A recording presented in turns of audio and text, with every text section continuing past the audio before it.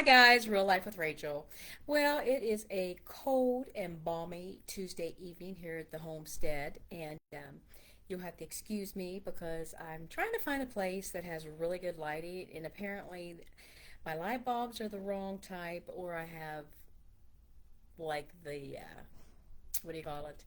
You know, the little lamps that you sit on your end tables, they're just not right. So here I am in another room of my house trying to find lighting. I think I need to hire a lighting professional to help me with these videos. But I think my hair and makeup girl, she got it right today. Maybe not. But anyway, it's been a long day. I'm tired. Just got off work and I'm trying to relax. And something came to mind, so here I am. So here it is, Real Life with Rachel. Let's talk about it. So let's talk about raising parents. Now listen, I knew that when I had my child that I'd have to raise my child. That's a given. And so now she's actually a grown adult, and she's doing her thing. But nobody ever told me anything about raising parents. Now, my parents were married for almost 36 years, and my stepmom, she passed away about 4 years ago. Be 4 years, I think next week. But anyway, miss her dearly.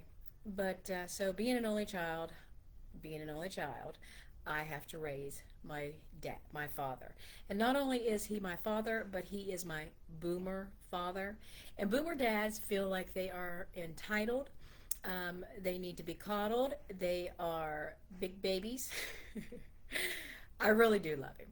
I do. I love my dad. He's a pretty cool guy. He has written and published a book which is on Amazon. If you'd meet my father, you'd never think that he would have written a book like this. He's kind of like a John Wayne, Clint Eastwood kind of type of guy, but I never thought he'd be like this because he's always been a pretty cool guy. Um, Always in really good shape. He still is for 77 years old. Um, all in great shape. Very intelligent. I don't know what happened. It seemed like after my stepmom passed, he fell apart. And so I am the one now raising him. I do not have time. And I tell him, I'm not your mom and I'm not your wife. And he doesn't like that too much. But yeah, I mean, I have to make sure that, now he's really good about paying his bills. He's all good about that. Very good with money. Puts $1 in his wallet, comes out with 100. Very good with his money. But it's all the little things. I'm like, this man actually has a genius IQ, and I don't understand why he doesn't know how to use the internet. He doesn't want to learn. He throws a fit when I try to teach him how to use the internet or do anything on it. He says, "Well, I bet you don't teach your kids like this." I said, "Because my third graders don't act like you." I said, "They listen and pay attention and get it right. But him, not so much." Then you got to worry. You got to worry because we're in two different towns. 2 hours apart, not that far, but still I have to worry about him. If I call and he doesn't pick up, I'm thinking, did he fall down the stairs? Is he in the kitchen? He doesn't have a life alert, so he can't say, help me, I've fallen, I can't get up." That's a no-go. The man won't use a cane. He has two bad knees, but he won't use a cane or a walker because that is so uncool, and we're not going to do it. Another thing, I have to make sure that he eats well. Well, "Oh, I've lost a bunch of weight." Well, that's because he won't cook, and he won't cook because he says, "Well, I don't, men aren't supposed to cook." Well, like I said, he's a boomer father, and he comes from that era where the woman has to do all the cooking. Yeah, that was my John Wayne impersonation. So I called him. I said, "Oh, what you eating tonight?" "Oh, I just finished eating a can of Vienna sausages and crackers." No, that is not going to get it. Because then you have to worry, okay, well, even though the man takes herbal supplements, and yeah, for 77, he goes to the doctor. He's been a smoker since he was like 12 years old. They're like, "We can't believe how good a shape you're in." Takes no medication, nothing. His lungs are great. Everything's great. It makes me sick. Anyway, I still have to worry. Okay, well, if he's only eating Vienna sausages, is he getting the proper nutrients? Does he drink enough water? Is he, does he exercise? Is he getting his steps in? Because as we get older, we need to keep going, because if we sit down, we will rust. Which he does pretty good with that. Right now, he's really into it because he's getting ready to have knee surgery in a few weeks. But he'll call me for, I'll go up there to visit, and I'll have a stack of papers, or it's mail that I have to go through, and I'm like, what in God's name? Remember, this man is intelligent. and I can't figure out why he can't read his mail and figure it out. So I have to sit there and go through it and explain it, and then he has 5,000 questions, and I'm like, will you please listen to me? Another thing, boomer dads. Boomer dads can be, well, they just say it like it is, and they kind of have a temper. My dad is a really good guy, and we have a lot of fun.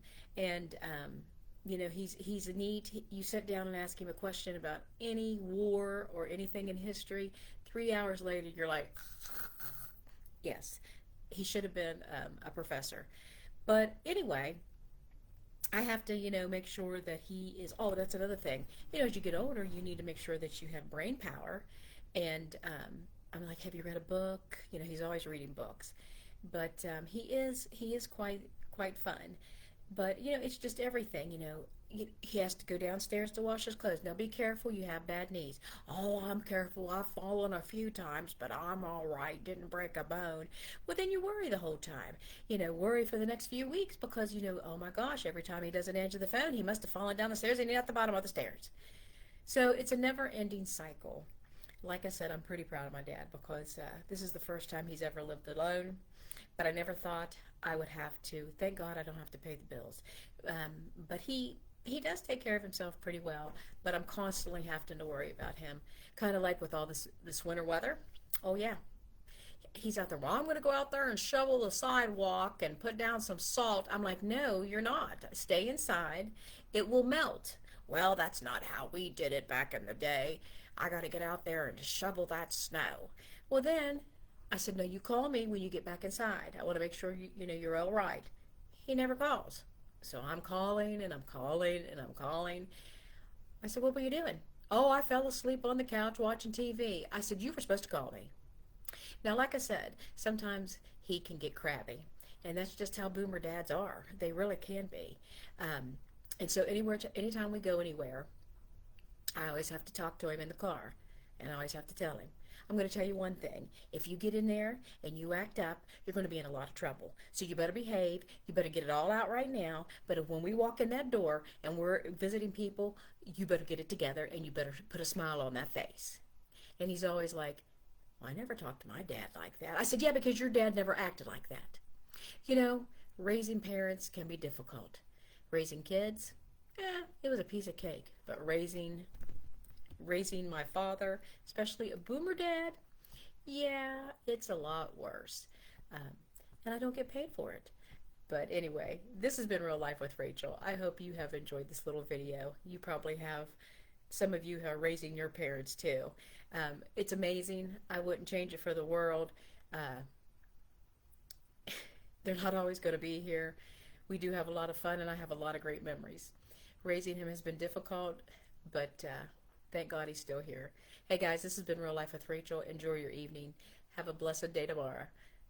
It's hump day, halfway through the week to the weekend. All right guys, have a good evening. Bye.